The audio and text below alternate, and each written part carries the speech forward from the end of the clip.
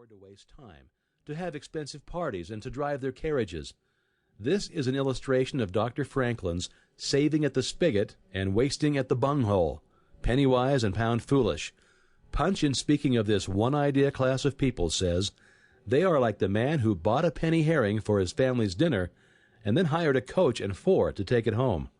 I never knew a man to succeed by practicing that kind of economy."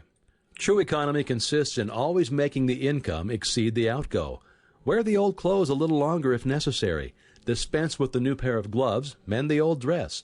Live on plainer food if need be, so that under all circumstances, unless some unforeseen accident occurs, there will be a margin in favor of the income. A penny here and a dollar there placed at interest goes on accumulating, and in this way the desired result is attained. It requires some training, perhaps, to accomplish this economy, but when once used to it, you'll find there's more satisfaction in rational saving than in irrational spending. Here's a recipe which I recommend. I have found it to work an excellent cure for extravagance, and especially for mistaken economy. When you find that you have no surplus at the end of the year, and yet have a good income, I advise you to take a few sheets of paper and form them into a book, and mark down every item of expenditure. Post it every day or week in 2 columns, one headed necessities or even comforts, and the other headed luxuries. And you'll find that the latter column will be double, treble, and frequently 10 times greater than the former. The real comforts of life cost but a small portion of what most of us can earn.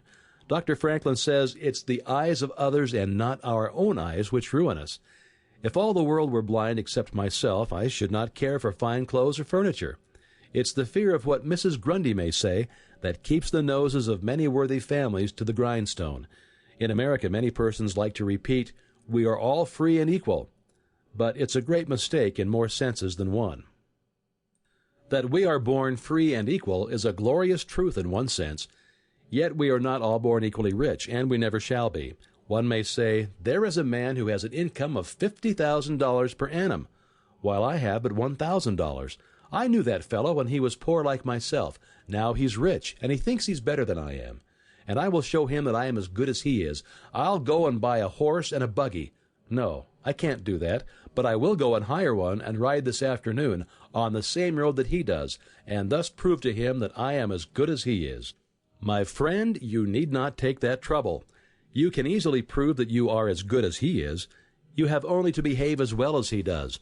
But you can't make anybody believe that you're rich like he is.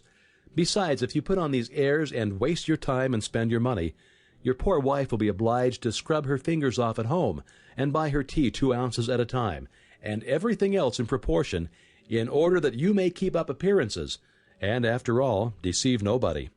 On the other hand, Mrs. Smith may say that her next-door neighbor married Johnson for his money, and everybody says so. She has a nice $1,000 camel's hair shawl, and she will make Smith get her an imitation one, and she will sit in a pew right next to her neighbor in church in order to prove that she is her equal. My good woman, you will not get ahead in the world if your vanity and envy thus take the lead. In this country, where we believe the majority ought to rule, we ignore that principle in regard to fashion, and let a handful of people calling themselves the aristocracy run up a false standard of perfection, and in endeavoring to rise to that standard, we constantly keep ourselves poor, all the time digging away for the sake of outside appearances. How much wiser to be a law unto ourselves and say, we will regulate our outgo by our income and lay up something for a rainy day. People ought to be as sensible on the subject of money-getting as on any other subject. Like causes produces like effects. You cannot accumulate a fortune by taking the road that leads to poverty. It needs no prophet to tell us that those who live fully up to their means, without any thought of a reverse in this life, can never attain a pecuniary independence.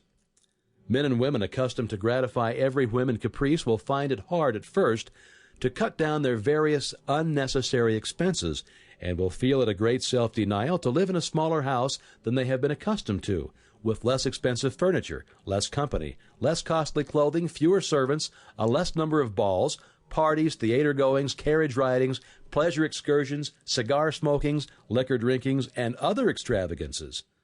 But after all, if they will try the plan of laying by a nest egg, or in other words, a small sum of money at interest,